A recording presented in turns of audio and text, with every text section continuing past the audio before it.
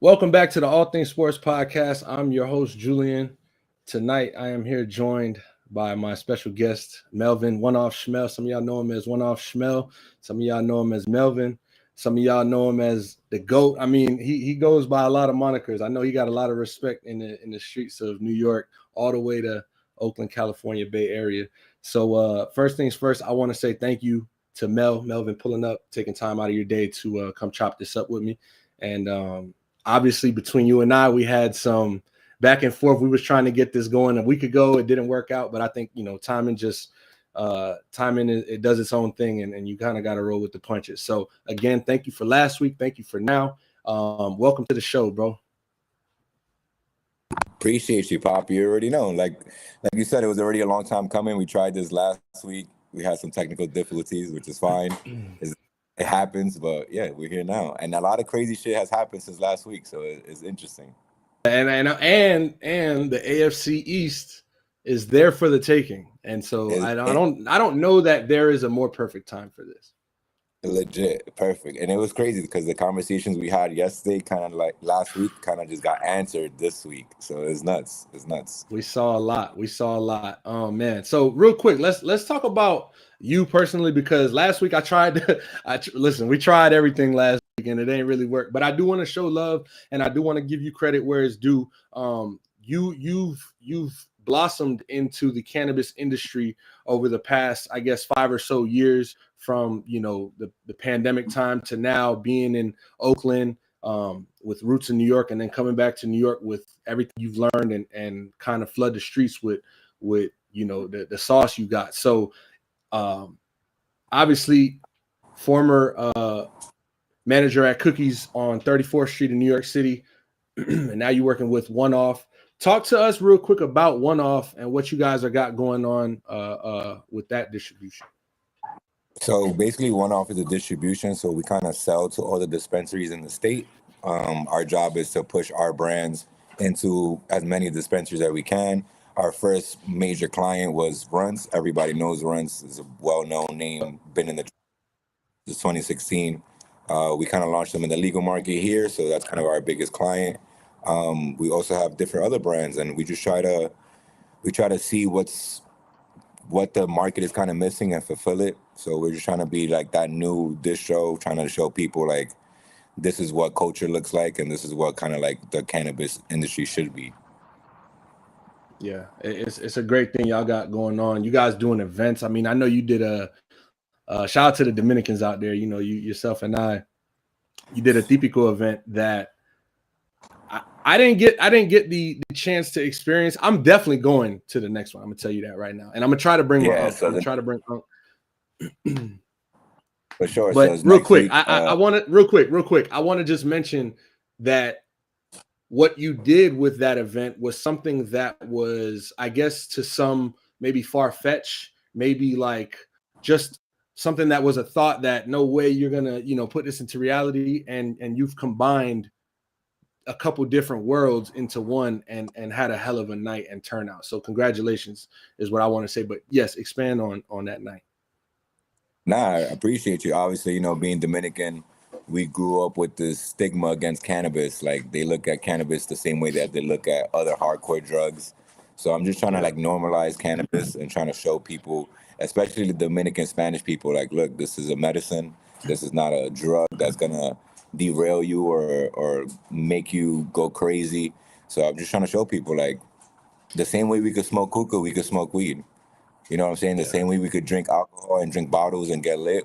Why can we not smoke a joint and dance some típico and dance some bachata and kind of do the same thing? So that's kind of been my main focus since I've been back, is kind of like just showing people that this is a lifestyle and not just a hobby.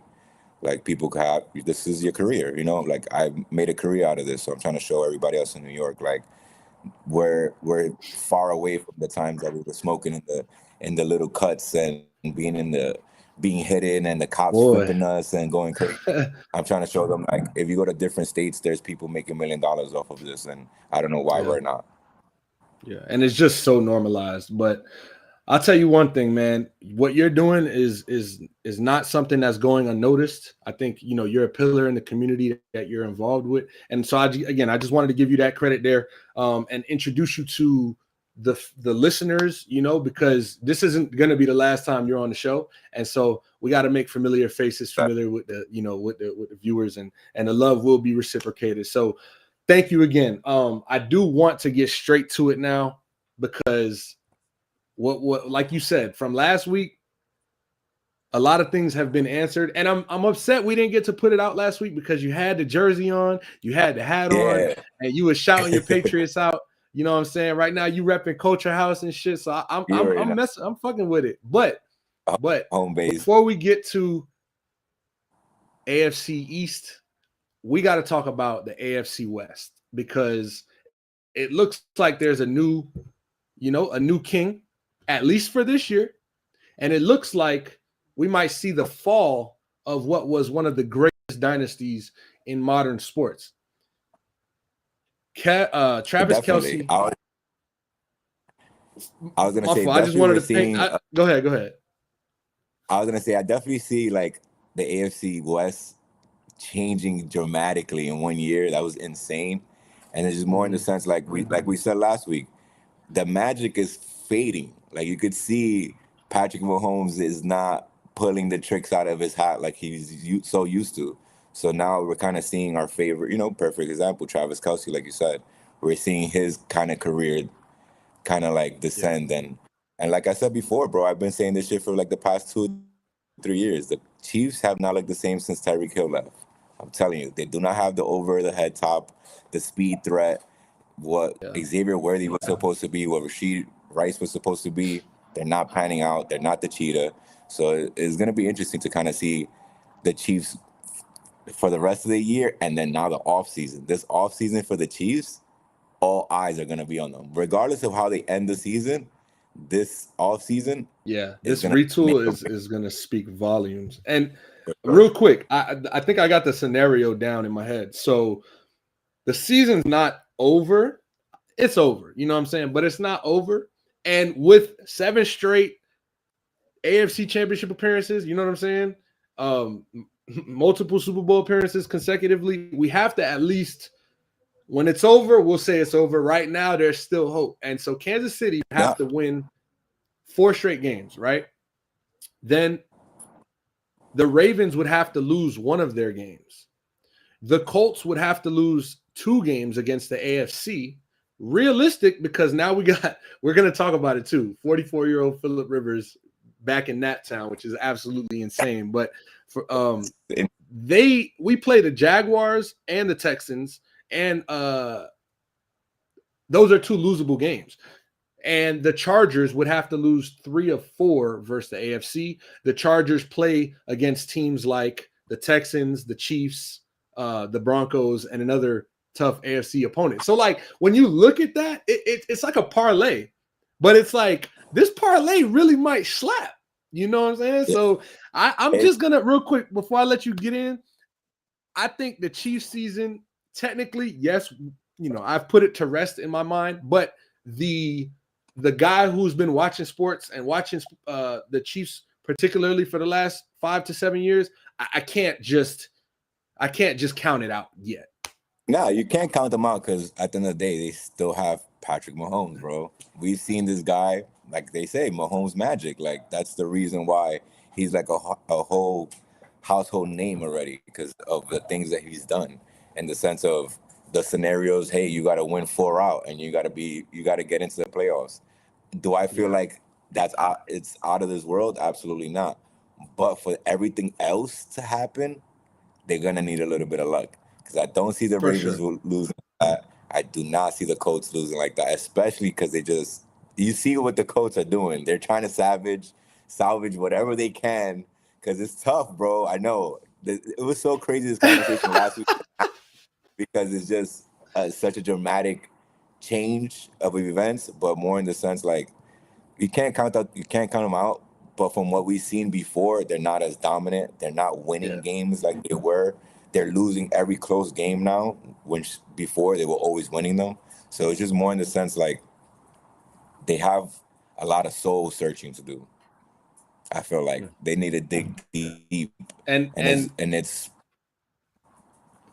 I just want to say, like, I think that soul searching, to your point, goes far beyond what happens after week 18. Like, the off season this year is going to be a reality check for a lot of people in that locker room. Who can realistically be with us for next season that we can afford and that we're going to still put up with the ups and downs of their career? And so whoever that sounds like to you, I'm not going to say a name because I don't know just yet, but the decisions are going to have to be made, and they're going to be tough decisions on who's going to be the guys that they're bringing in this locker room to help build a championship team, and who's not going to be involved that might help them once they do leave. So we talked about, you know, the decline in Travis Kelce, and I do think that has a lot to do with where the Chiefs are right now. Clearly, drop pass, you know what I'm saying, that went to interception last week. We've seen it multiple times now this season and last season, you know. Travis Kelce's still Travis Kelce, and I want to make that very clear. Like, I'm not saying his career is done or he's not washed, but he's not the same guy. And the guy that he was, yeah, the guy that he was the reason they were getting away with a lot of shit. You know, Patrick Mahomes had that, and losing Tyreek Hill was tough, but you still had Kelce. So my thing is, like, Kelce, every great quarterback has their security blanket, their go-to. Yeah. You know what I'm saying? Their person that on third down, they're gonna try to get the ball all the time. Yeah. What we're seeing right now is Kelce not being Patrick Mahomes' security blanket, and I feel, to be honest, I think he lost a couple of steps in speed because, you know, he used to be just really cooking people before. So it's more in the sense like he really needs to dial it in, I feel, now, in the sense of what role of tight end is he going to play? Is he going to be the pass catching tight end that's going to be going deep up the seams, or he's going to be more of a block run focused tight end? So it's more in that sense, like, they really need to focus on and find out what Travis's role going to be going forward, because I feel like he's losing that dependency of being that offensive piece for them. And let's not talk about their running game that has been almost damn near non-existent for the past fucking 3 years. So that doesn't help. And it's kind of crazy because, you know, Kareem Hunt, you know, he's had a revival in Kansas City. Now, when your quarterback is your leading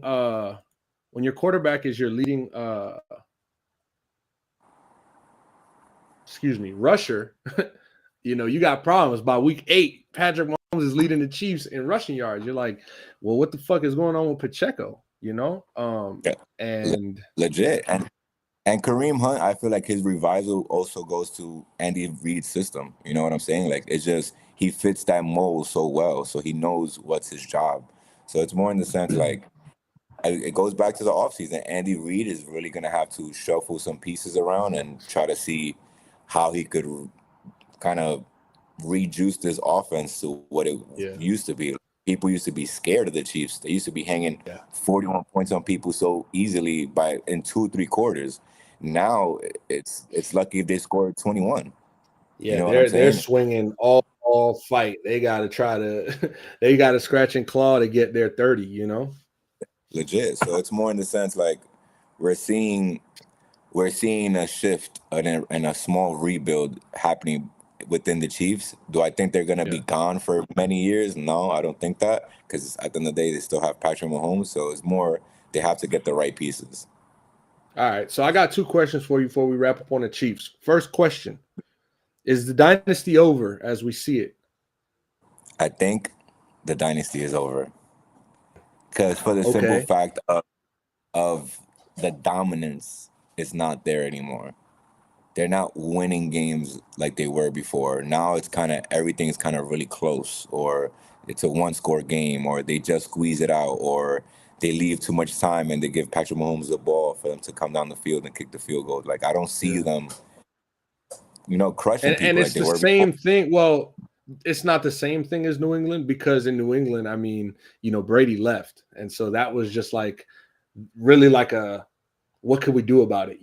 But the fact that this is ending so early in Patrick Mahomes' career. Now, the Patriots had multiple runs, right? Like the early run was the biggest, right? Like 01, 02, 03, 04. That was like the Patriots' biggest. Then, you guys go back We to went have through an a whole. undefeated season.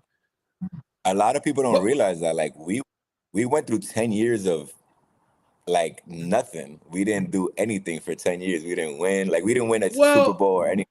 wait. Because the first run, Brady's first Super Bowl and his second and his third, you guys had that. Then there was a drop off where you guys weren't as dominant and didn't get to the Super Bowl. But let's be clear, 05, 06, the Patriots were still in the AFC, you know what I'm saying, top of the AFC, going to the championship game. For sure, absolutely. Then you guys go to undefeated season. Then Brady gets hurt, right? And that was that year. But then right back into the 2009, 10, 11, 12, like you guys was still hot shit, and you guys went back to the Super Bowl.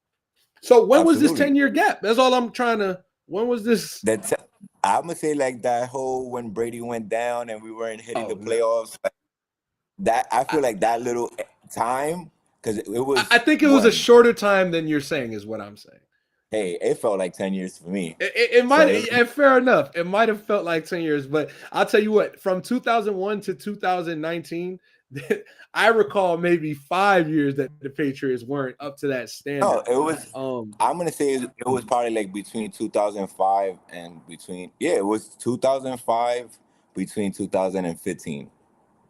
But you guys also in those 2 years, you had 2 Super Bowl appearances, which we lost, and an undefeated season.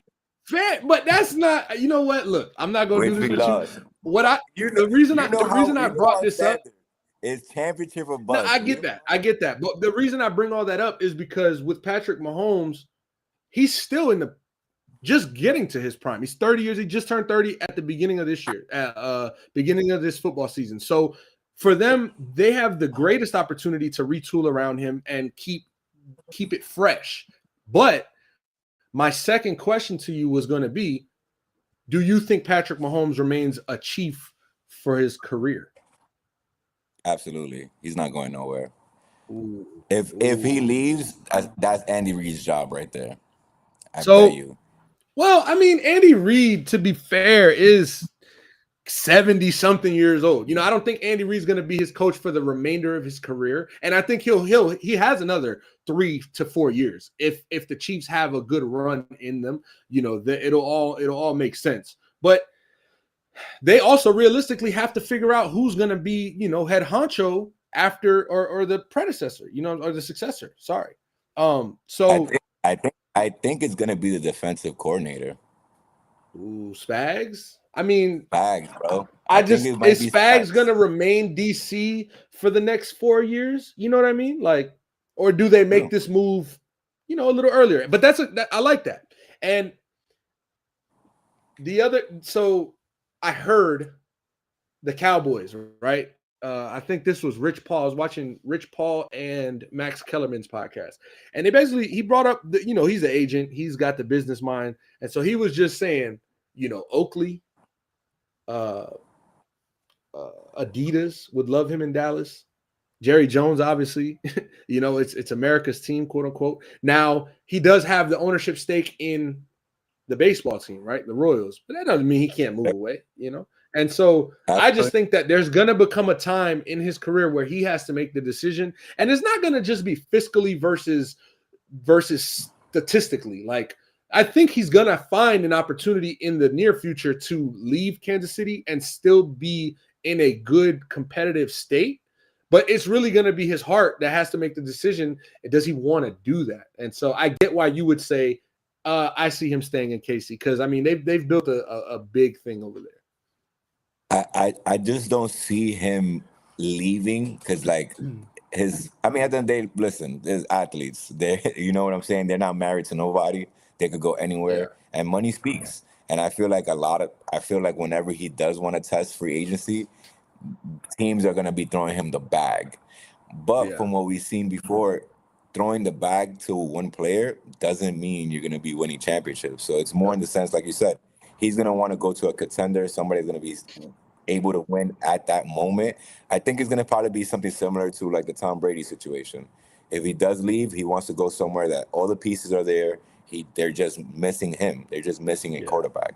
Yeah. So it's more in the sense like you said, it's going to be interesting to see whenever he does want to test that, like free agency or anything like that. But more in the sense, I just don't see it, bro. I think Kansas City, like he's Kansas City's love child. You know what I'm saying? Like, Yeah, 100%.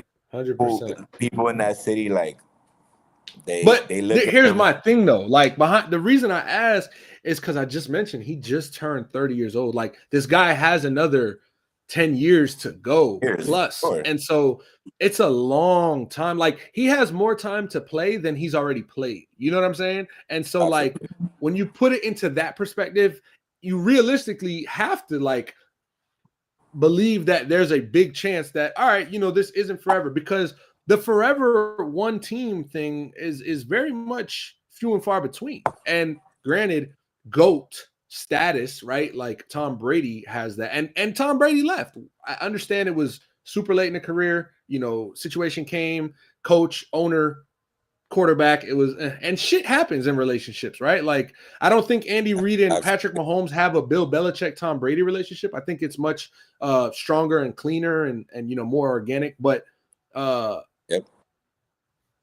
man, I'm just excited to see the fact that the parity in the league has brought us to asking, yo, is Patrick Mahomes gonna leave Kansas City? You know what I'm saying?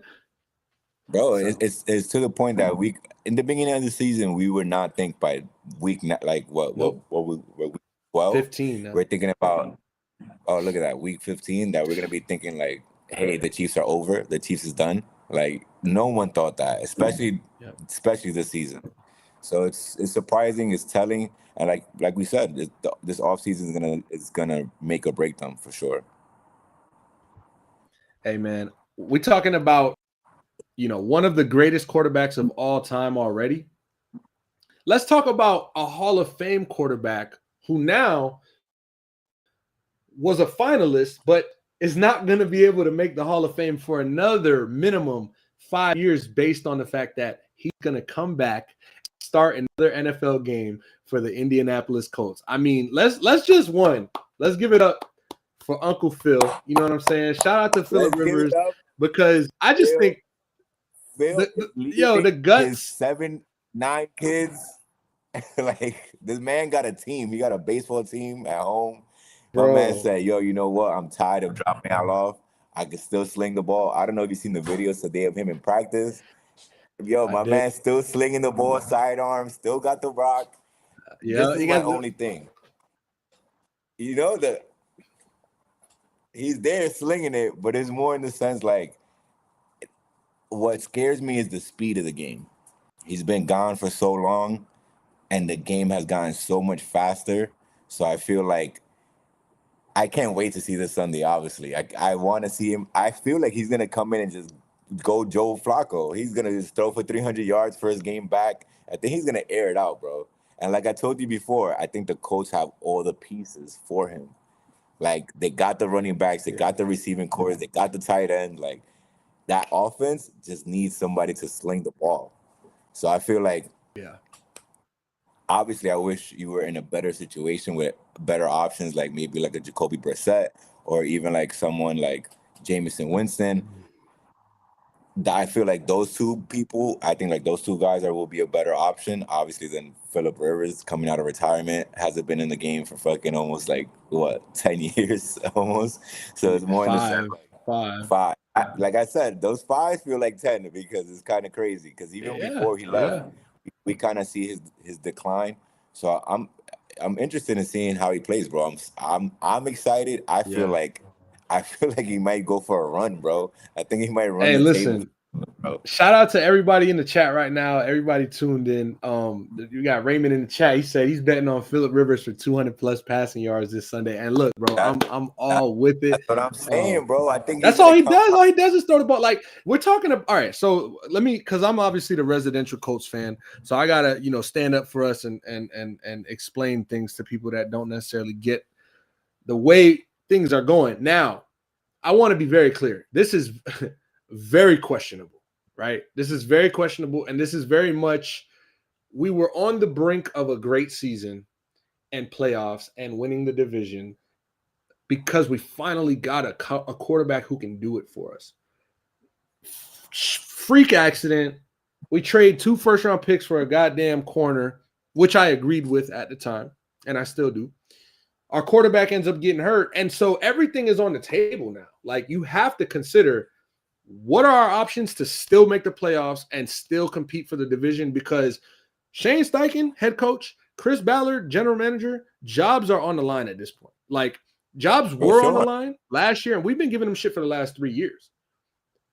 And going into this season, it was like, you better hope you fucking win the division or something. And we're at a point now where you see the owner, she's on the sideline, Pop. She's in there, headset. Yeah. She wants to listen to the calls. Like, she's trying to see who's not doing their job. So I can understand why they went with a guy who's familiar. Phillip Rivers has been coaching high school football since 2020, 2021, and he's running this Shane Steichen offense in his high school. So he understands all the checks. He understands all the protections. He knows all the calls. There's not going to be a hiccup in communication. The hiccup is going to be stepping up in the pocket and delivering a big-time throw in a big-time moment of a big game. And all the games we play for the rest of the season and playoffs, if we make it, are huge. So, if anybody's built for this, it is Phillip Rivers. One of the toughest quarterbacks in history. A guy who has one of the nicest, quickest releases, you know what I'm saying? Tightest spirals. Absolutely. And so, what I loved about his presser today, he came up and somebody said, he said, wow, no Zoom call. The last time I was here, I mean, we was in after the pandemic, we was doing Zoom press conferences. But he said, they said, how much you weigh? He said, right now, at this moment, I don't know. But I'll tell you what, it's not the same as when I walked off the field in Buffalo for the last time. And he kept it real. But then he said, but I'll tell you what, I give you a better answer. I never had to run from anybody anyway. So I could still throw the ball. You know what I'm saying? And that's the cocky shit talking Phillip Rivers we always knew. Yes. Like, first of all, when did you ever see me with an ounce of athleticism? We've never seen it. All he do is sit back there and throw the ball. So if that's what we're asking him to do, he's going to have to be the one to take the hits. He's going to have to be the one to deal with that pain on Monday and Tuesday morning. And if he's willing to do that, yo, thank you, brother. But I think he can still deliver big-time throws and big-time moments. They said, Sean in the chat said, thank you for the picks. They shipped us to the Jets. He's a Jets fan. So, I mean, yeah, it is a little salty because it is 2 first-round picks. And then Sauce Gardner gets hurt and ends up missing some games. But he said Will Anderson will be sending Phillip Rivers back to his high school. That is so disrespectful. And it's a comment full of hate, so I am not going to pay any more mind to that. Hey, listen, man. At the end of the day, this is what I got to say. Phillip Rivers, been there, done that. Man has gone to the AFC Championship game. He's won big games. Like you said, he's not a threat. He's not a run for 100 yards rushing. He's not gonna be out there juking everybody. But guess what? Once that ball snaps, you got 3 seconds to touch him because he's gonna get that ball out. Exactly. The best thing about it all is that a quarterback needs what? A security blanket and a running back. And we've got a great rookie first-round tight end that we drafted, and we've got a potential MVP at least candidate. Not anymore. He's not the front runner anymore, but he's an MVP candidate. Every year, he's a candidate every year because JT just put the ball in his hand, and if you know, you know. If you know, you know. But yo, I want to take a whole 180 real quick. We're gonna get out of the NFL because we're gonna talk about the Patriots versus the Bills and more matchups coming up this weekend and what they imply for the playoffs. But Patriots Bills 1:00. We're gonna get to that. I promise. I don't know if you heard about this Michigan firing their head coach situation. It's still a very much developing story, bro. But I just read what the about that fuck? right now. Like, all right, so let's go. All right, so real quick. Let's take it back. Let's take it back to when Jim Harbaugh was there, right? Let's go back to Michigan when Jim was there. You know, he get caught. They let him go. Whatever, he leaves. He goes to the NFL. Whatever, right? Cool.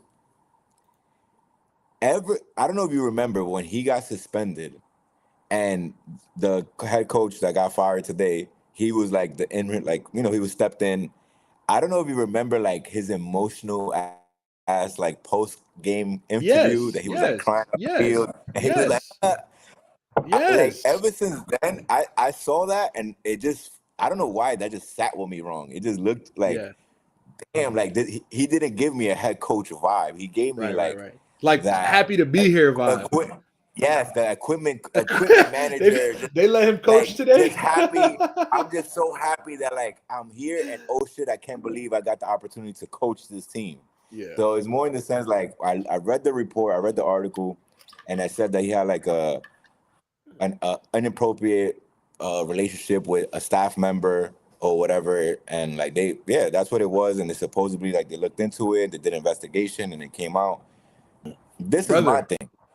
He's in jail right now. Or he might have got released, but he got arrested. Yeah, he got arrested. I peeped that. So I'm just like more in my head. I'm like, I don't know what's going I don't know what was going on with this dude this year. Because even this year, he was acting real funny and weird. And some of his answers were like a little strange. So for all this to happen is just more telling. Like, I feel like they were covering. I feel like they were covering the whole year. Everything is always gonna add up at the end of it. You know what I'm saying? Because shit that don't make sense typically don't be the case. Shit, when shit happens, things happen sequentially for the end result, you know, and we're at the end result right now. This didn't happen because yesterday he felt like he wanted to text her, or like 2 years ago he said something. Like, this is an ongoing relationship that has finally come to light.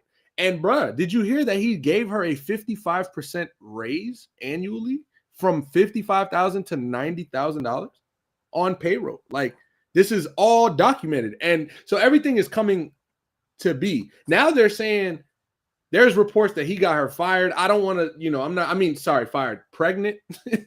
And so I don't want to I'm not going to say that's true, but these are just the allegations that we're seeing. Inappropriate, obviously. So let's take a step. Sherrone Moore gets hired at Michigan a couple years ago after Jim Harbaugh leaves for the NFL, right? And perfect timing, if you ask me, for Jim Harbaugh. I mean, to be honest, let's be honest. Did he leave, or did he kind of just got ultimatum? Like, hey, you know what he's I'm like, saying? all right, it's my time. Choice. Yeah, it was either time. You're about to get. I think it was either you're gonna get exposed and suspended, or you leave with your dignity at least a little bit intact. So here's some of the reports that are coming out. Whether valid or not, it's fair to assume at this point that this could be true. I'm not reporting anything as a fact right now. I want to make that clear. But there's a report saying the University of Michigan is aware of other inappropriate exchanges now former coach Sherrone Moore allegedly had with multiple women on various social media platforms.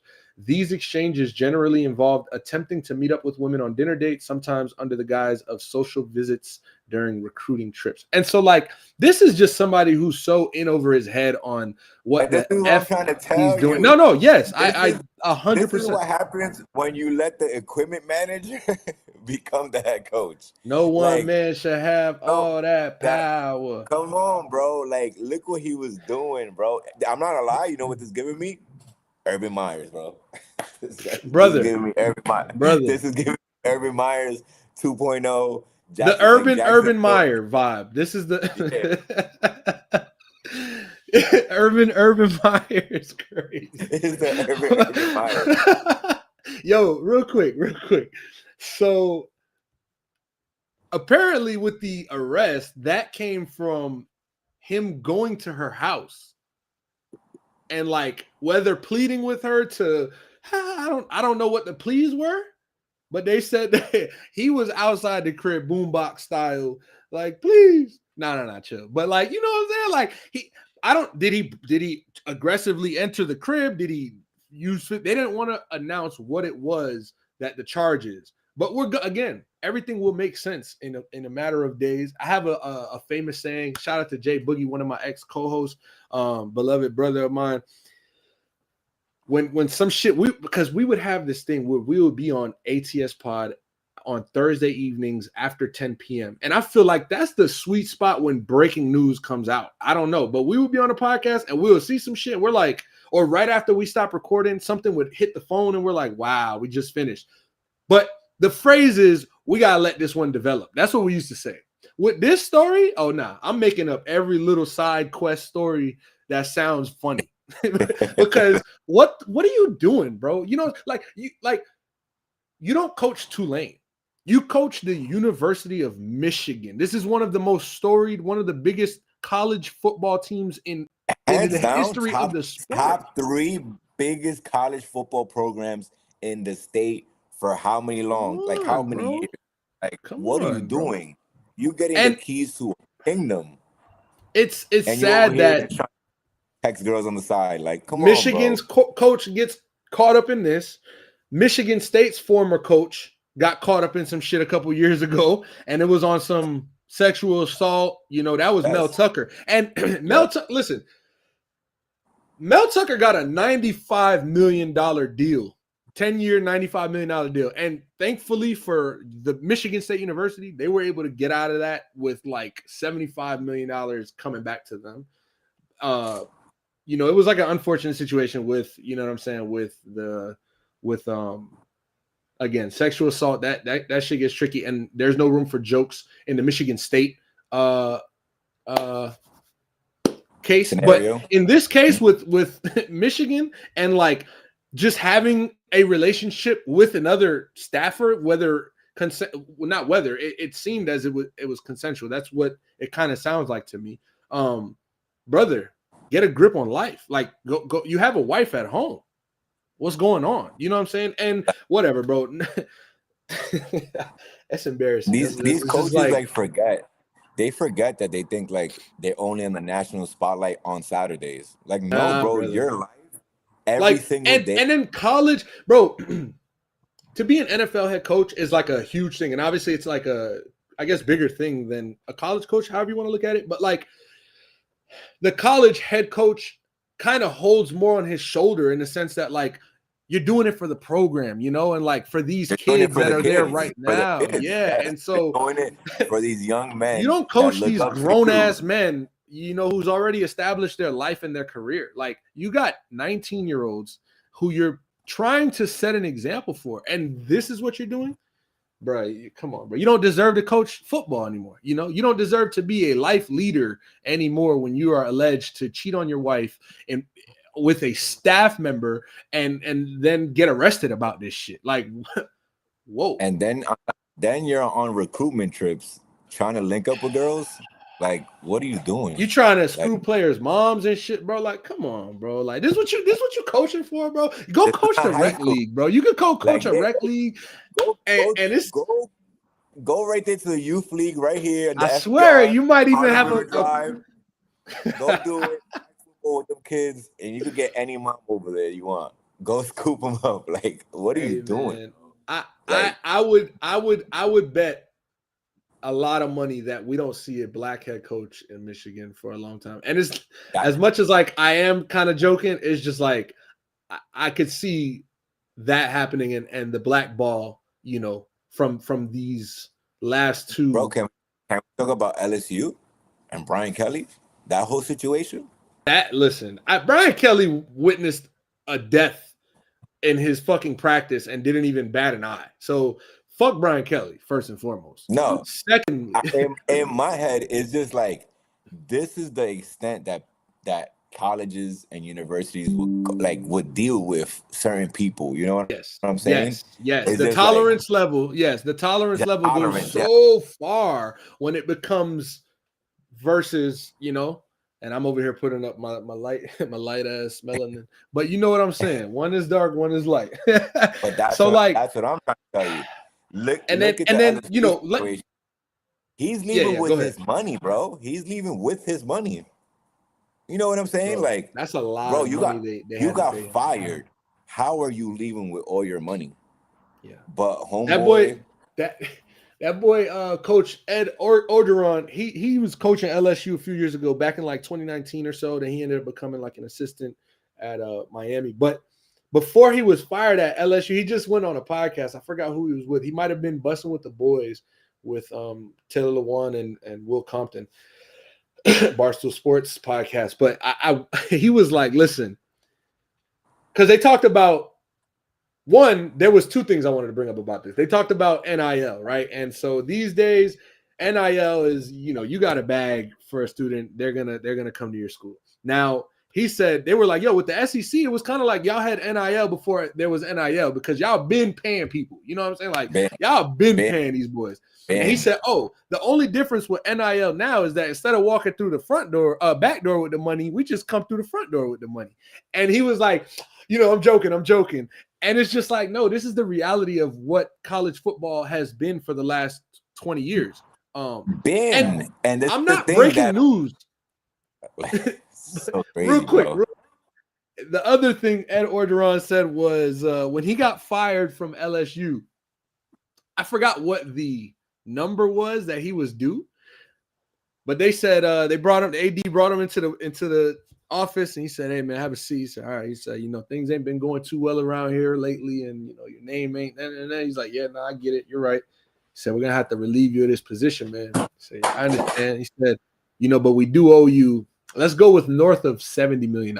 Let's go with north of $50 million to be fair. Coach said, which door you want me to lead from? You know what I'm saying? And that's all it is. Like Willie Taggart from FSU got a bag for getting fired. This guy, Ed Orgeron, Brian Kelly, but and I don't know how this case works with Sherrone Moore. Like since it's kind of legal, do they get to sue and get some of this back? This isn't just like a bad coach decision firing. So it'll be interesting to see. It goes back to what you said, because the 3 head coaches that you just mentioned, 100%. What's the color of their skin? And then now they're trying to file charges. To be fair, Willie Taggart, Willie Taggart, he got his bread. And I just seen a post about him. I think he went and caught the dump. Even Willie though, like, that's the thing. Is like I feel like some of these coaches came and be them full selves. Yes, and that's the problem. Yes, and that was the part, because Willie Taggart was definitely putting on, and not in the sense of like coon. We ain't calling him a coon. We saying for the job he needed to do, he had to twist it a little bit, because clearly Willie Taggart, you know what I'm saying? Like, we know who Willie Taggart is, and shout out to Willie Taggart, but it ain't work out for him. And to your point, that's exactly the case. I'm sure we're gonna have more to talk about another time about this situation with Sherrone Moore, but we had to talk about it. Let's get back to the NFL. 1:00 on Sunday, man. Buffalo visits Super Bowl, Gillette Stadium, and for many Patriots fans, this is their Super Bowl. But I'll be honest with you, it ain't. It ain't. You guys are sitting with the opportunity to win this game and be number 1 in the AFC, number 1 in the AFC East, and take on whoever is put in front of you guys in the playoffs with a first-round bye and then a divisional matchup at home. That's what you guys are trying to set yourself up for on Sunday. So I understand this is like Super Bowl, quote-unquote, since Brady, this is the biggest game. You know what I'm saying? Like, yes, all of that remains true. But you guys really have a chance to get to the Super Bowl. So I want to make that very clear and acknowledge the fact that this is just a big game for y'all in the midst of getting to the Super Bowl. So remember last Sunday, me and you were texting, going back and forth. We were watching all these games. Obviously, we were on a bye, so I'm watching every other AFC East team. The reason why I feel like this is our Super Bowl is for the simple fact that we haven't won the division since Brady. Yeah. So it's like the Bills has been running the table with the division. So I feel like it's our time to reclaim what's ours, one. Mm-hmm. but also show that the first game wasn't a fluke, that it's not just the easy schedule like everyone's saying. The team is real. I feel like this is our biggest test so far. A lot of people were thinking like, oh, you playing the Bucks, it's gonna be a test, and other teams. I feel like a divisional rival that's been so dominant for so long, this is gonna be our real test. And that's why I even told you, I'm like, wow, I find that weird that they switched our Ravens game to prime time, because it's like if everything kind of falls into, as a perfect Patriots, like, we win on Sunday, we clinch the division, and hopefully next week we could clinch the number one seed. That last game is not going to mean anything for us. So for them to switch it to prime time is more like, what scenario are you guys drawing up? You know what I'm saying? Like, this goes back to, we don't want to get conspiracy, get crazy with the fucking phone, You're with rightfully the nervous. foil fucking helmet. Yes. So I feel like just more in the sense that this Sunday is our Super Bowl, is our biggest game, is our biggest test. I feel like we're healthy. They're finally healthy. You saw what the fuck Josh Allen just pulled off last Sunday. It's just more in the sense that if we could contain them and dominate them, I feel like that's gonna put the whole league on notice, in the sense like, oh shit, they're coming and we're ready for the playoffs. I feel like that this Sunday is gonna show me if we're ready to make that run or not. And to be honest, as a Patriots fan, like I told you before, I would have never bet this in 1,000 years that we would have been with the record that we're at right now in the driver's seat so fast in year 2 with Drake Maine, but more in the sense like, it's just seeing how the team is coming together and how they're buying in. Like, people are really buying into Vabro. I feel like Josh is really like just trying to teach Drake how to be that guy and how to be that pocket passer, because this league is really dominated by a lot of like quarterbacks that can run, that can move. I feel like Drake has a little bit of both. He could move in the pocket, he could escape, but he's always looking downfield, and that's what I liked about the most. He's not trying to run all over you. He's really trying to pass the ball all the single time. My biggest question mark for us going into this game is our running game. We need to establish a solid running game. I feel like Henderson is doing great as a rookie. Obviously, we have Stevenson. They just need to get the ball going. I feel like Josh needs to start moving them better, in the sense of sometimes he'll leave Henderson for a whole drive, and then sometimes he'll leave Stevenson for a whole drive. I feel like we need to cut that whole system out in place, and just whenever we need to change a pace, bring them in. You know what I'm saying? Yeah. They're stopping the run early in the first 2 downs. Let's get Henderson in and start throwing the ball. Let's start moving them around. So, like I said before, I feel like this is our Super Bowl, huge game, obviously big playoff scenario playing out. I'm super excited, in the sense of, even if we do lose the game, I want to see how we lose this game. Yeah. Like, I'm grading this game from every aspect, in the sense of, I want to see our special team, I want to see our defense, I want to see our offense, I want to see how everyone adapts to this situation, because this is going to be a playoff game.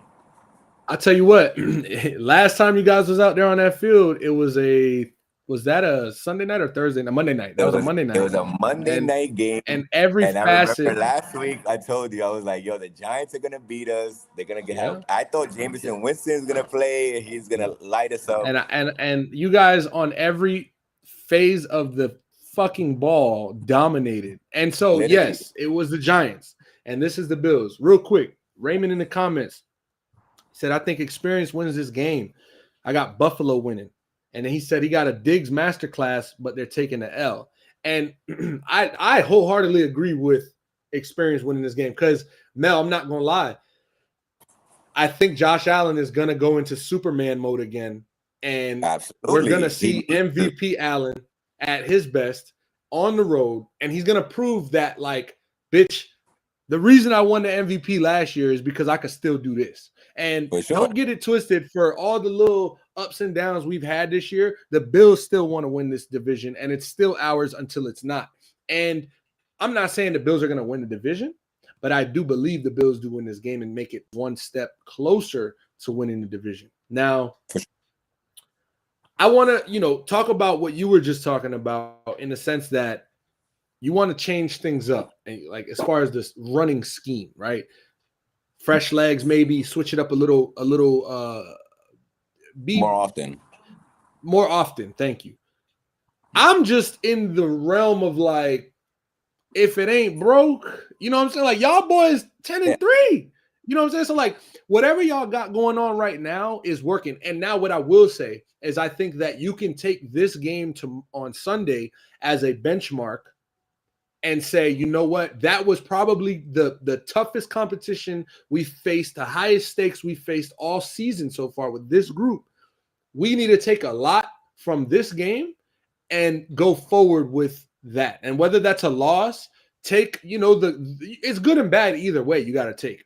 But with a loss, really, really dial into what was it that the Bills were able to get us out of our game or take away from us? How can we? But if you guys beat the Bills, man, I don't know about changing shit up for it. So this is my thing, and this is something that I noticed as being a Patriots fan. Our first Bills matchup, it's funny that he said Diggs is a master class. That was Diggs' first breakout game as a Patriot, was that Bills game. And I don't know if you remember at the end of that game, it was him and Drake, and he was like, yeah, Drake showed a lot of Josh Allen traits, but he's not Josh Allen. This is Drake May. So that was his first time, like he kind of co-signed Drake in the sense like this guy, he's gonna be elite, he's gonna be the guy. I feel like this game is gonna get the best out of Diggs. I feel like Diggs is gonna go off once again this weekend. It's personal, bro. It's personal. It's personal. It's so personal for him. And I think that's when everyone else is kind of like, it goes back to, he said, experience. I feel like having the veterans that we do, like Hunter Henry, Diggs, the defensive guys, like having those guys there, been there, done it all, I think we're going to be prepared for this game. I think, like I said, it's going to be the Super Bowl. I think it's going to be a really close match. We're going to make MVP Josh Allen come out because that's the only way they have to beat us. Yeah. The only way. Man. And to be honest, this is one question mark I have. One. And the only reason why is because obviously we play fantasy football and shit like that. I have James Cook. James Cook has been fucking cooking for me. But for the past couple of weeks, he hasn't been looking that well. So if James Cook is not having a good game on Sunday, it's on. Bro. It's on. I think that, first of all, I want to give credit to you or give the credit due to you because Raymond is in the comments said that man knows ball. He's talking about you. So shout out to you. He said it's, Stephon Diggs' contract is based off incentives. So a couple more catches, they owe him $2 more million. And so obviously going from Buffalo to New England, that's personal in itself, division rival. It was a little salty leaving Buffalo. I don't know if you've seen that clip of Stephen A. like ripping him apart on First Take. Like I'm sure I have. I don't remember it top of my head. He was literally questioning Diggs' whole career. Like, bro, you're leaving MVP Josh Allen for his rookie quarterback, and what are you doing? Like, you're messing up your legacy and this and that. And I think that was just more to show people like he is that dog. He's been that dog since Minnesota Viking days. And this is a guy coming off of a tragic injury, not tragic. I mean, traumatic injuries is what I meant. Yeah. So more in the sense, like I feel like for him, this year is personal. So that's why I'm like, we spoke about it last week. Like he might be our first 1,000-yard receiver since Julian Edelman, since 2019. We haven't had not one receiver been that dominant. So for him bringing that dog mentality, I think everyone else around him is, like we're rising to the occasion because our veterans are. Yeah, it's definitely the veterans in that locker room that are getting you guys, ready and prepared mentally. But possibly the coach of the year, Mike Vrabel. Like we saw the impact he made in Tennessee, and man, bro, Tennessee's got to be one of the most dysfunctional organizations. To be honest, let's be honest. Before Vrabel went to the Titans, we were not talking about Tennessee at all for many years.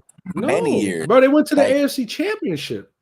So you know what I'm saying? Like just showing the way he is as a coach, a player coach, And if you want.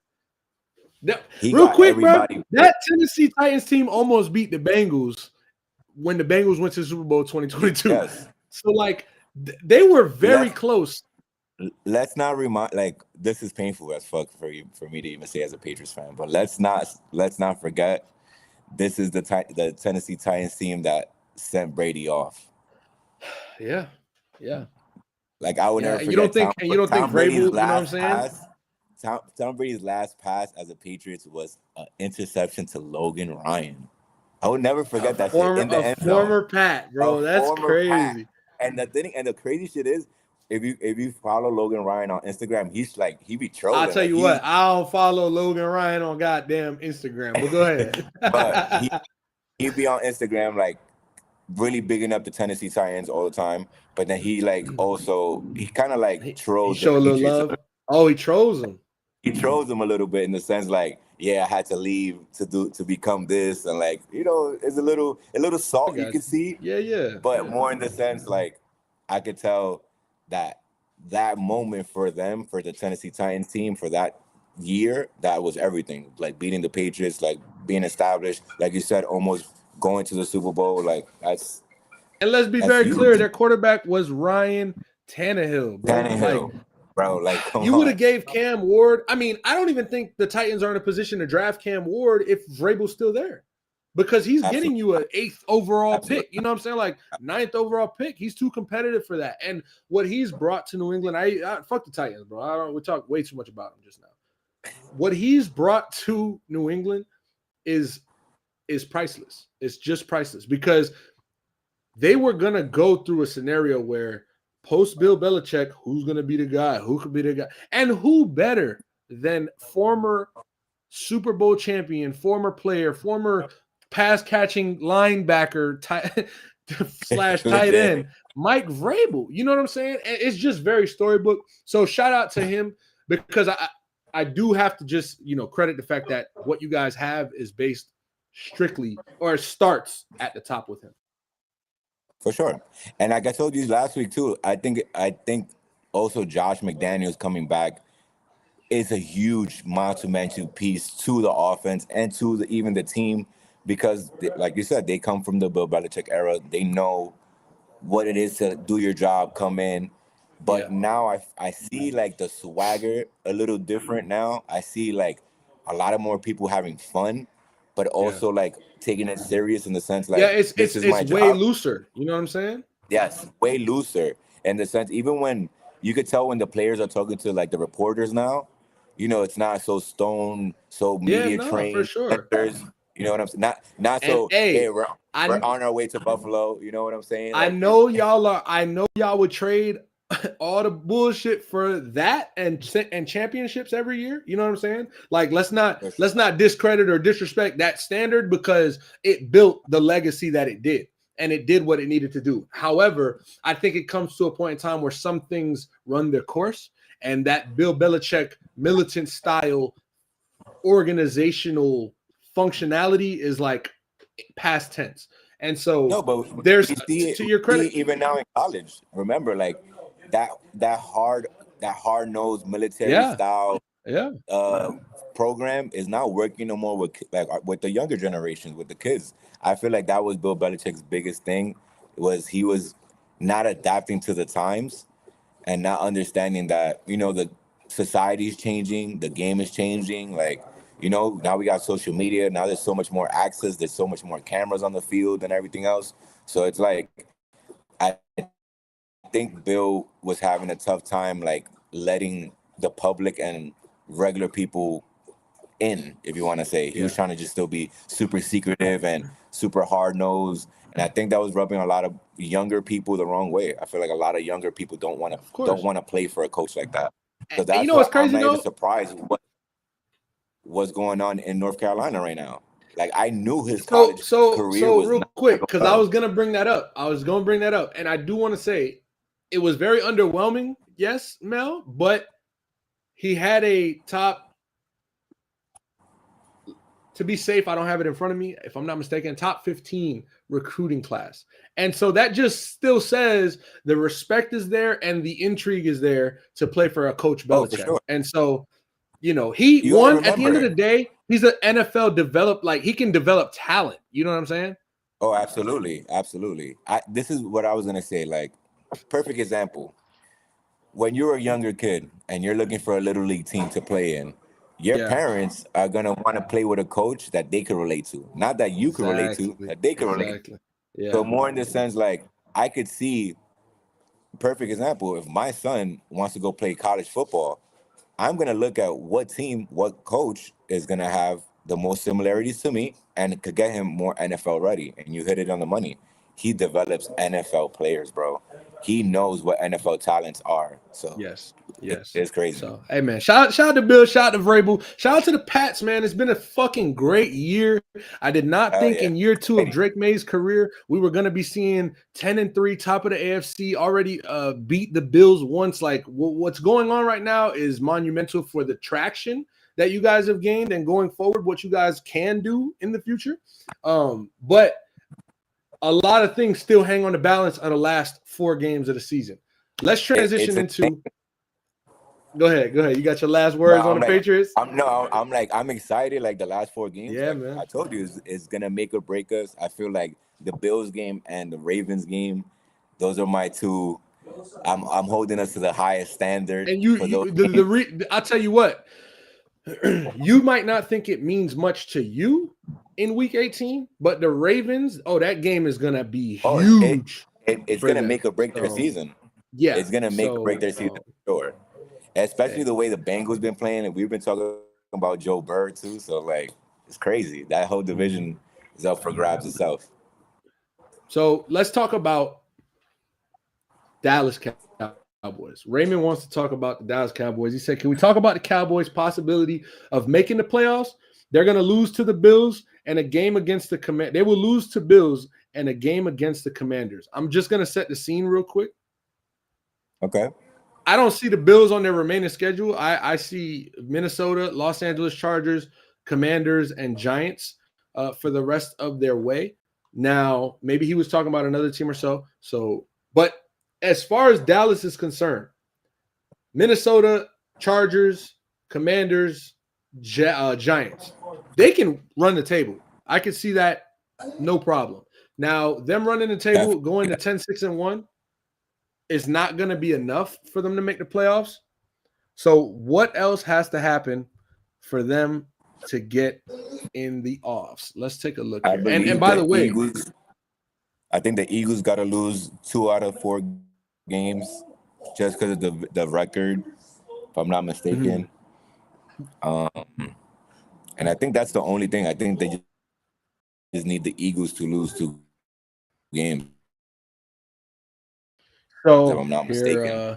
I'm just taking a look at this article here. The easiest path to the playoffs is to win the division. Obviously, they're still up for grabs in the division. That's the thing, though. You know what I'm saying? Like the Eagles are sitting at 8-5, and listen, I wanted to get into the Eagles and what we saw on Monday night, but I think we'll save that for the next show because I think we could go off for another hour about Philly and what I feel and what I want to say. So what I'm going to say right now is that Philly is at 8-5, and they're not showing me anything to be confident about for them going forward for the rest of the season. Now, do I think that they're going to lose their spot and not win the division, Philadelphia? No, I think they're still talented enough to win this. They're 7-3 in their conference. They're only 2-2 in the division, down a game because the Cowboys are 3-1, but they're up, a game and a half to 2 games with Cowboys being at 6-6. So the Eagles' final 4 is the Vegas Raiders, Buffalo Bills, and the Commanders twice. I mean, Bills being a tough, obviously, opponent, but they should go 3-1 at easy.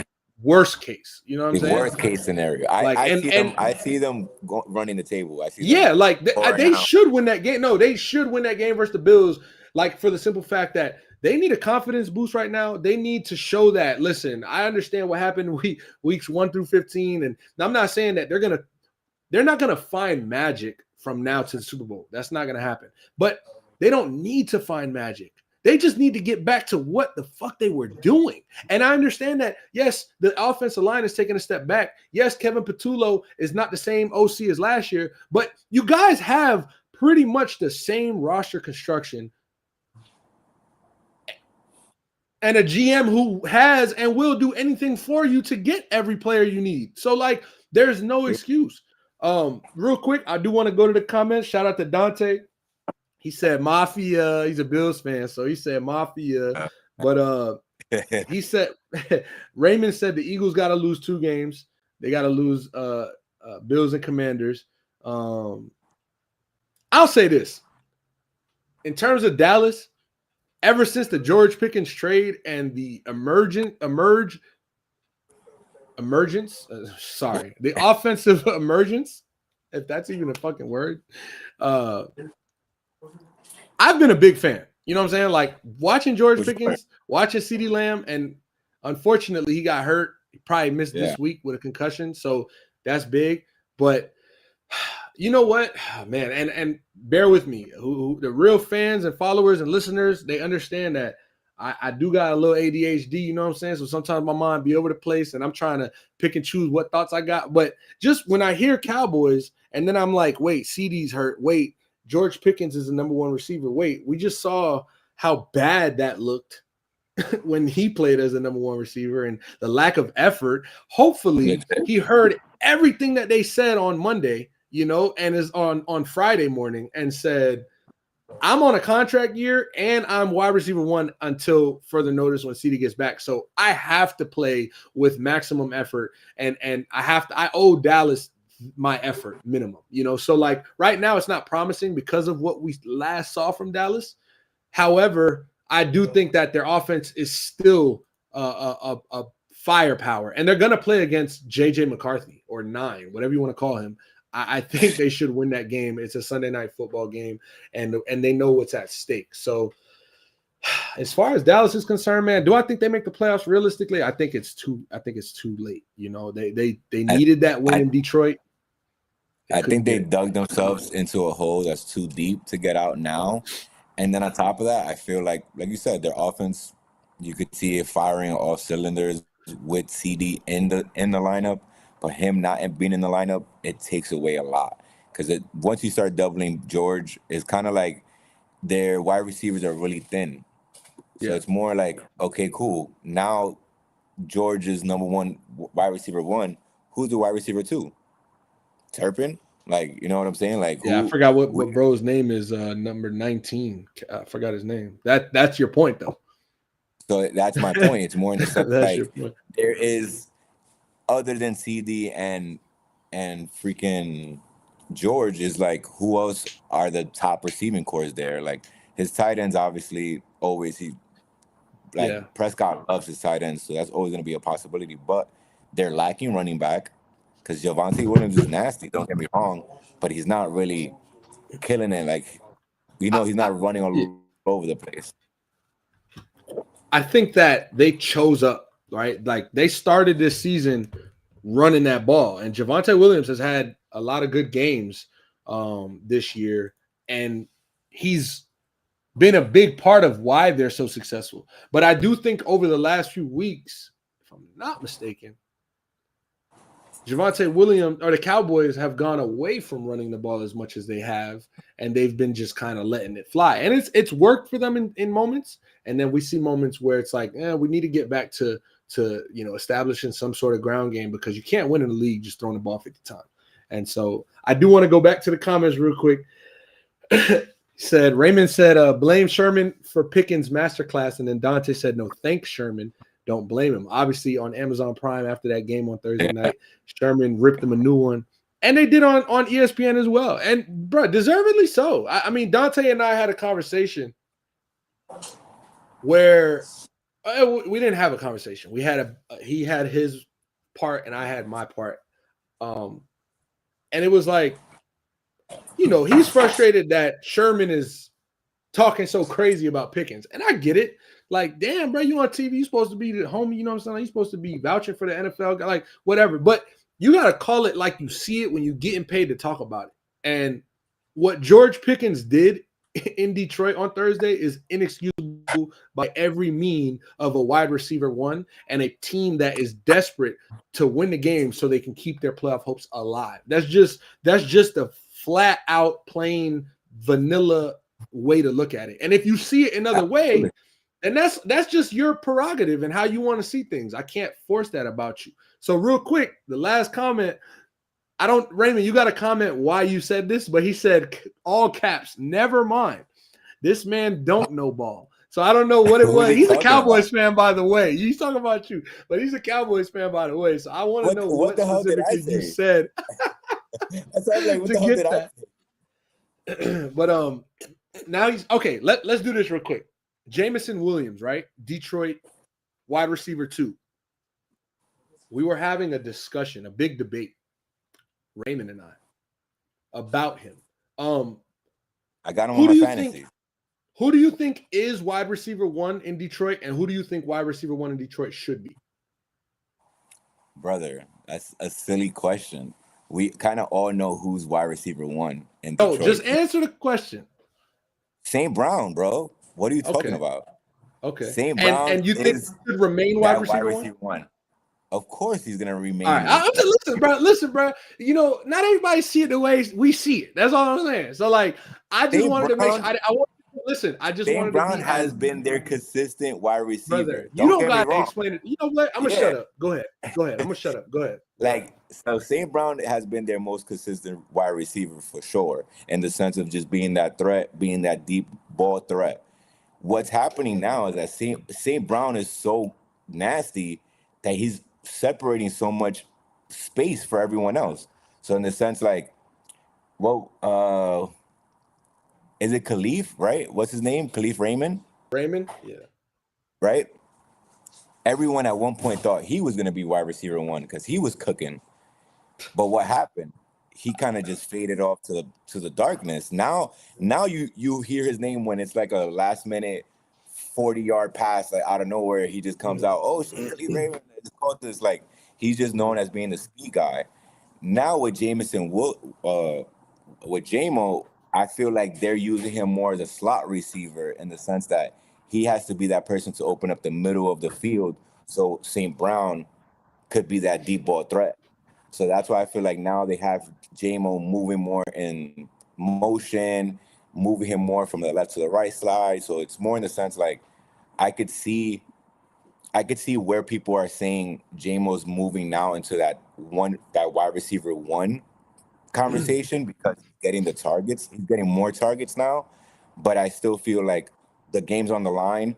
I'm looking for my best receiver. It's going to be St. Brown. And I think Jared Goff still uses him in that sense. For sure. If you see, like, when the game's on the line and they need that third down, like a must. Well, they threw it to J-Mo with the game on the line and he dropped it. I want to make that very clear. And I also want to make this very clear. This conversation and question is very much like a side talk real quick. I just wanted to, like, ruffle some feathers. And I love J-Mo. Like, I loved him coming out of Alabama. I think he's gotten better every year he's been in the league. I think that he still has room to grow and has a lot to polish to be a wide receiver 1. And I do think that if he was on another team with another wide receiving core, he can potentially be the wide receiver 1 on that core. However, we have to realize that Amon-Ra St. Brown is a all-pro wide receiver. And we might see it differently, you and I, Mel,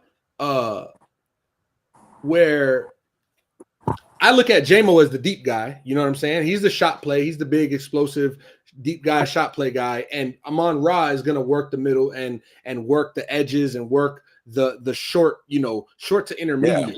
Yeah. They've given J-Mo some screens. They're putting him on crossers now. But this is the evolution of J-Mo, right? And so for sure. I'm not taking away from what you're saying.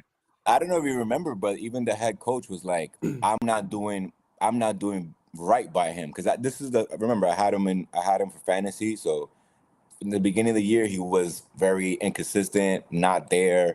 So I think it was maybe like after week 8 the head coach came out. He's like, yeah, I haven't been doing right by him, talking about J-Mo, getting him involved, getting him more involved in the offense and stuff like that. So that's when we started seeing him trying to do cross routes, having him in the slot more, having him kind of start doing more of the St. Brown's route.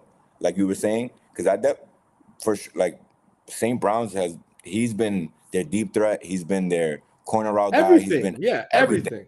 everything. So it's more in the sense like now I definitely see him being more. I see St. Brown doing more wide receiver one routes than he is doing cross routes and stuff like that because his perfect example, his hands are better. His hands are more consistent because JMO does have a lot of drops this year, and that's why I feel like And that's kind of a part of JMO's game. And bro, as a second, third gear wide receiver, like that's okay. You know what I'm saying? Like JMO is on a upward trajectory. And it's not something that we're like concerned about his future or like we're having this debate or discussion because like, you know, it's nothing negative. This was more like I needed to get another perspective on this. However, to me, like, okay, we got a comment. Dante said, why does JMO have multiple zero reception games when he's more explosive? And so being an explosive player versus being a consistent wide receiver are two total different things. And if you understand that, you'll see every game you can go to St. Brown and the targets versus the receptions are gonna match way closer than anybody else on that team. And JMOs are more inconsistent when it comes to targets to reception ratio. Also, another thing, the most explosive player on this team is Jahmyr Gibbs, and they go as he goes. And so, like, losing Sam Laporta was huge, you know, and I think that shoots their Super Bowl out of the sky. Like, something can happen where they can find their way through, but to me, on paper, they've lost already. Like they're not going to win the Super Bowl. Now, this is also something or why we're seeing more of an emergence from or a surgence from JMO because there's more opportunity. I was trying to explain that, bro, that ball has to go to Montgomery, to JMO, to Laporta, to St. Brown, you know, and it's as a quarterback, you're going to go to your comfortable, consistent guy. As a team who has a dual threat running system, you have to be dominant on the ground.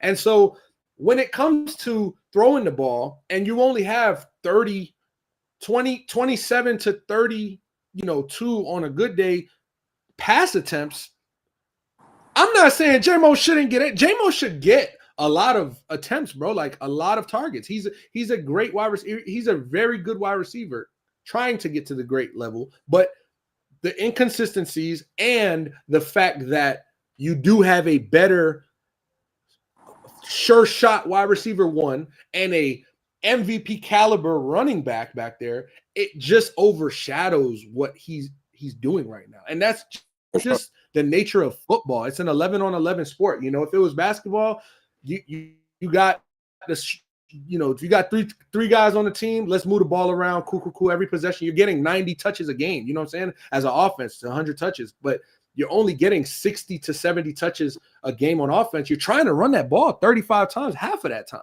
If you're doing good, 40. You know, so I think that's where that all comes down. Drops happen. Let's not kill him over one game. It's not one game, Dante. Let's not be oblivious to the fact that JMO is an inconsistent receiver. So I had JMO for fantasy this whole year. So I'm like, okay, cool. I know, like you said, the numbers of targets to receptions, St. Brown's numbers are always going to be better, obviously. It's going to be closer. He has more consistent hands. This is what I'm going to go back to. Week 1, 5 targets, 4 receptions. Week 2, 4 targets, 2 receptions. Week 3, 3 targets, 2 receptions. Week 4, 8 targets, 2 receptions. Week 5, 1 target, 1 reception. Week 6, 7 targets, 6 receptions. Week 7 against the Bucks, 2 targets, 0 catches. 8, they were on a bye. Week 9, 6 targets for 4 catches. And week 10, 7 for 6. Week 11, 7 for 4. The Giants game, 3 targets, no receptions. The last 2 games against Green Bay, 10 targets, 7 receptions. Dallas, 9 targets, 7 receptions. So he's been cooking, like in the sense of when you throw him the ball, especially lately, he's gonna be doing better. Yeah. And I feel like in the beginning of the season, like you said, they had too many mouths to feed, so it was a little Yeah. bit too inconsistent for him. So I feel like Right. ever since the head coach was like, "Hey, we're gonna focus on more getting him the ball early, getting him the ball more consistent," he's been doing his thing. So I Yeah, feel and like a couple things led to that. Like Dante said, tell him Mel he needs more opportunities. And bro, yeah, my thing is like I don't disagree with the fact that he can use more opportunities. Like the more he touches the ball, I think the farther the Lions go. You know, when the ball's in his hand is great, but he needs to be better at getting open. And now that the offense looks the way it does, because what stood out in what you just went through, as far as targets to receptions, it got greater later, right? After like week 7, week 6, week 7, it was like, okay, nah. But right after that, the bye, you know, everything just started and things going up. take time. So this is also the growth of a career, right? Like as you grow, as you get better week by week, season by season, everything goes up if you're getting better. And so they're also real quick, they went from OC play calling to head coach play calling. True. Like there was a change. So that's another thing too. I don't want to like dig into his character. I hate judging players because they're young and stuff like that. But you know, he has had off the field trouble, 100%. being suspended, stuff like that. Also, kind of rubs the team the wrong way. So you have to earn your spot back. And I also feel like that he was Just going being through a that pro. transition. Yeah, just being a pro athlete, showing up. We're seeing this with a lot of young athletes right now. Coleman from the Bills, wide receiver. Everybody loved him. He's Abdul hilarious. Carter from the Giants. Abdul Carter from the Giants, fucking top 3 pick, acting like he's in college. You can't be doing that in the professional level. This is your career. Bro, these boys been rich since they was 17, bro. It's different. And I feel that. It's different. I understand. Like, I'm not gonna like a 22-year-old NFL player makes mistake. Like, okay, you know what I'm saying? Like, first of all, what's the mistake? Like, if it's some crazy shit, then we'll talk about it. But like, you know, some dumb shit, some irresponsible shit, some immature shit, missing a meeting, little shit like this. Like, players can grow from that, but it's at the expense of you're gonna earn every rep. You're gonna earn every time you're in the game. You're gonna earn every target, and it's not gonna just be spoon fed to you because that's how you birth and create bad culture in your locker room. Corn in the locker room is inexcusable. He's talking about the Pinot. I don't know if that was true by Abdul Carter, but it might be. However, going back to Raymond's comment, real quick. So Dante says, I just real read quick, Dante. He said also take into account St. Brown and Laporta being hurt open the opportunity for him. Exactly. And then share the ball equal, they could win the Super Bowl. It's not that simple, Ray. We're going to continue this conversation, though, when I see you. Shout out to my boy Ray in here showing mad love. Shout out to my dog Dante. He says next topic. He running the show now. Yeah, my bad, Ray. Who going to win the MVP? Yo, Raymond is killing us in the comments. Nah, he killing us, bro. He's killing it. I love it. Shout out to Ray, bro. Hey, who's going to win the MVP? And don't say Drake May. I'm kidding. You can say whoever you want. I'm not going to lie. I don't see Drake May winning MVP. So, hypothetically, you guys beat Buffalo. Go ahead. Let's say hypothetically we beat Buffalo. I don't see him winning the MVP for the simple fact that there's not one game that he was the reason why we won that game. In the sense of the man threw for 400 yards, he got 4 TDs. Not really like that. Because if you see all our wins, all his passing yards, he hasn't gone over 300 yards, bro. We're talking about, we just saw Shador Sanders. Second fucking career start. Throw for 360 yards, bro. Like that. Total of 4 touchdowns. Total of 4 touchdowns. I don't see I want to give Drake May the credit, obviously, for sure. Like, he's one of the reasons why we're winning these games, but he's not the main reason. If you see, like, our defense is stepping up, you can also see, like, our special teams last week was all over the fucking Giants. But Mel, let me cut you off, bro. When it comes to the MVP conversation, right? I mean, obviously, it's become like a quarterback award, right? Unfortunately. And whatever. I don't care how you feel about it, anybody feels about it. That's just what it is. Now, when it comes to taking that player off that team and letting it play out, it's night and day. Like, Drake May is the reason that the Patriots are 10-3. And I want that to be clear, because you guys have had similar locker rooms. There have been some additions and player development that has taken place over the last year and a half that upped it a little bit. But if Mac Jones was a quarterback, y'all not playing on Sunday to win first place. That's in my opinion. Sure. That's not for sure. And so when we talk about most valuable, if we take Drake May off that team, what I just said, boom. If now that he's there, he might not have thrown for 400 yards. He is so good that he's making everyone around him better. And this is a big part of what he's doing. So the defense is now clicking at a higher rate. The offensive line is playing a little great. The wide receiving core, headlined by veteran Stephon Diggs, and then after that, Douglas and Booty.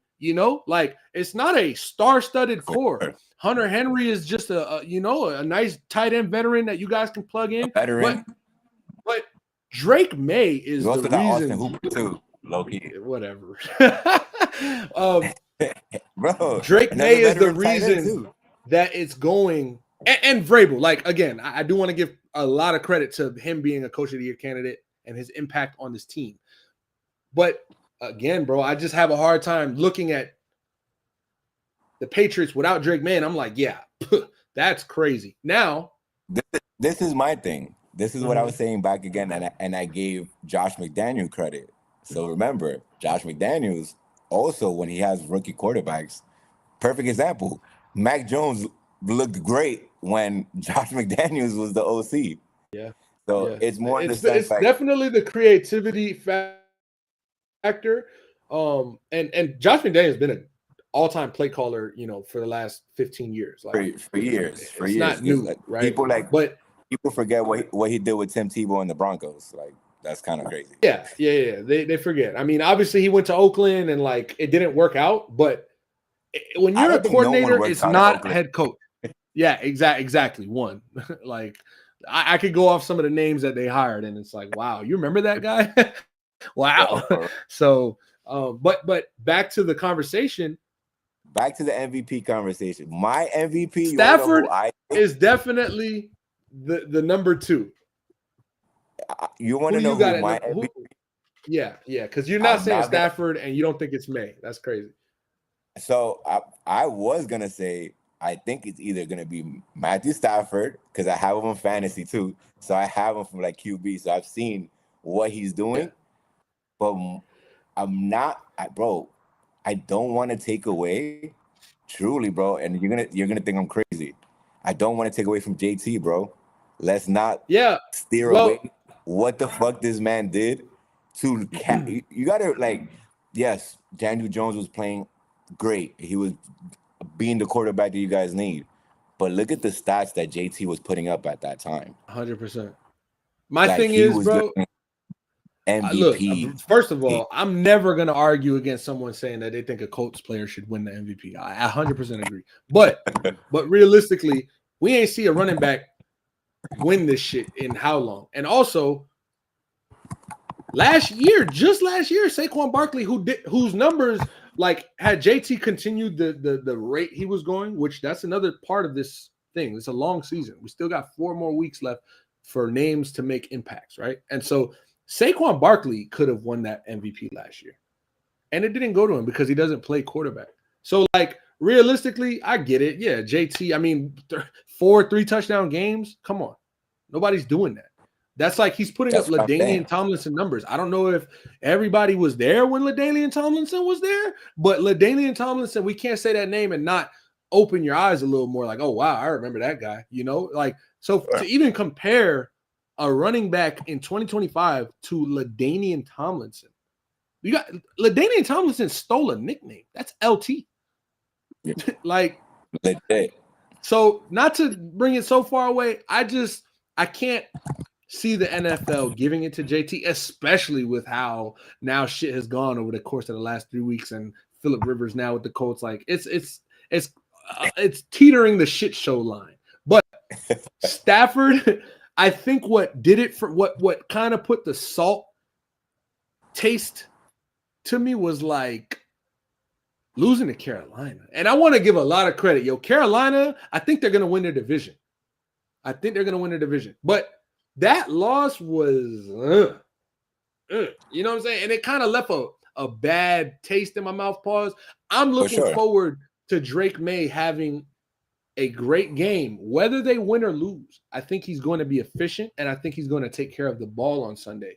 And I think he's going to show why he deserves to win the MVP, because win or lose, he's doing what he has to do. If he goes out, let's say, I'm going to put this out here right now so everyone on YouTube could hold me to it. If Drake May, I'm going to call him by his fucking nickname, if he goes out this Sunday, he throws for 300, if he has his first 300-yard passing game, and I'm going to give him 2 touchdowns because I doubt he's going to throw 3. If he has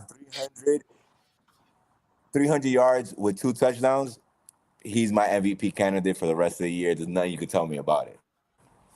Yeah. If we go out there, we win that game, 300 yards, 2 TDs, Drake May, hands down. Because he's going to show, like, okay, I'm beating a former MVP. Yeah. Because, like you said, last year's MVP. MVP. Yeah. Listen, but I really like Stafford, bro. The way he's playing, he's almost 42, bro. Like, a lot of people don't like forget. Matthew Stafford's been in the league for hella fucking long, and he's playing out of his mind. It looks like him and Devontae Adams can't fucking miss a beat. Like, them niggas look like they're soulmates at this point. It's kind of sick, but it's nuts, bro. It's scary. It's scary when a team could be on the 1-yard line and they're throwing a fucking fade route. You know what I'm saying? Yeah. On the first down. And they got 2 options. First and go on the 1. You know what I'm saying? And then on top of that, you got Kyrie Williams and Blake Corum, two young running backs, fresh legs that love to pound the ball. You on some Seattle Seahawks shit. You know what I'm saying? Y'all niggas on some fucking, like, so my quarterback is way better than your cornerback. So Dante is, I want to be clear, he's a Bills fan. So, like, this hate is a little warranted. Shador got 300 before him. Okay, cool. I mean, that's what I said. But like, context matters. Like, let's be real. Context matters. And in the NFL, you play, especially when you're winning. And let's be very clear. The Patriots lost week 1, won week 2, lost week 3, and haven't lost since. So whatever they're doing is working. And this is going back to my point that you said you wanted to change things about the rushing scheme, which I don't 100% disagree, but I do disagree in the sense that it's not broken. Let's let it rock. He hasn't thrown for 300 yards this season. He has multiple games over 280 yards, and he has a game over 290 yards.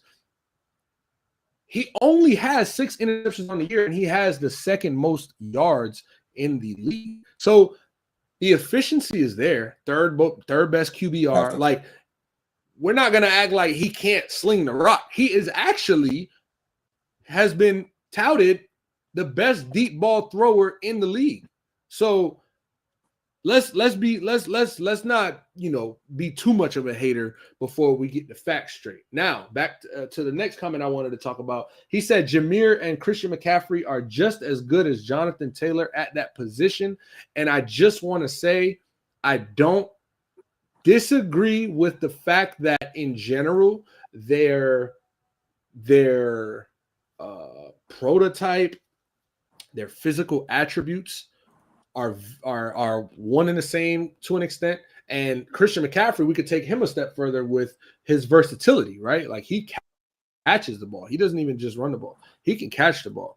And Christian McCaffrey right now is 13th. This is my thing. He's third in rushes and 13th in carry. On yards, sorry. I feel like we're comparing three different offenses too. You know what I'm saying? In the sense of Christian McCaffrey and the 49ers having that dynamic offense that they kind of have. Then also with Gibbs, with the Detroit Lions, their kind of offensive like weapons that they have. Yeah. When you look at the Colts year in and year out, the only thing that's kind of been consistent for them has been JT. And it don't matter who's on the quarterback. Obviously, the shittier the quarterback, the harder it is for JT because they're stacking the box and they're going to just be rushing. Right. They're going to just be blitzing all day. But more in the sense of just you could see year in and year out, we're always having JT conversations. That's why I feel like I don't want to overlook him and like put it past him because I feel like, he's killing it. He's the consistent horse for them. Yeah. Hey, man, but to Dante's point, well, he did say he was trolling as far as the Drake May thing, but to his point of Jahmyr Gibbs, like, I'm not mad at that statement. Like, I'm not going to discredit Jahmyr Gibbs or CMC. CMC has 1,600 all-purpose yards. Like, Jahmyr Gibbs has 13 touchdowns. Like, yeah, they're all great. I just think that rushing the ball this season, hands down, goes to Jonathan. I mean, 13, 56 on the ground, 16 touchdowns. Like, let's have some respect. Let's put some respect. Let's put some respect, bro. Stop playing. Because what it is to boy, me, like, I look at JT like that's a cowbell. And we don't use that term anymore so much anymore in the NFL. There's not that many cowbells in the NFL. Perfect example, like you said, Barkley. Barkley last year was their cowbell. And I feel like that's why the Eagles are kind of struggling this year because everyone is now stacking the box. They're not letting Jalen Hurts run all over them. They're not letting Barkley run all over them. You have to beat us through the air. So I think that's the reason they're kind of like struggling the way they were and how ugly that last game was. Hey, kind of. I tell you what, man, it's gonna be a fun final 4 weeks of this NFL season. We've got a lot of drama in the AFC East. We got drama in the AFC North. We've got a little bit of drama in the NFC East. And I'm just excited to sit at home all weekend and watch everything unfold. Bro. Sherrone Moore, Godspeed, brother, because hopes and prayers is all we can offer. But more life. And shout out to Drake May. I hope he wins the division just to see a shakeup. This is no trolling Dante. I fuck with Josh Allen, man, but I do want to see a shakeup. 1:00 on Sunday, don't call me. Listen, Dante's on the same time. He said from this point right now, don't text him until 4:00 on Sunday. And I'm gonna text him before. I'm gonna call. I'm gonna probably fuck with him a little bit. You know what I'm saying? But I understand the feeling, so I will have some respect. It's so crazy in the sense like I'm even liking what the way Vrabel's speaking this week. Like he's calling it championship week because he wants to like put that on the team's mind. Like no, but it also is AFC East championship clinching week. It is. Yeah, that's 100%. What he's saying. That he's putting that in the players' minds in the sense like start feeling like a champion because you're gonna play for a champion. Like I feel like he's putting that in their minds now. Yeah. Like we're playing for the chip. Now let's start focusing on playing for the chip.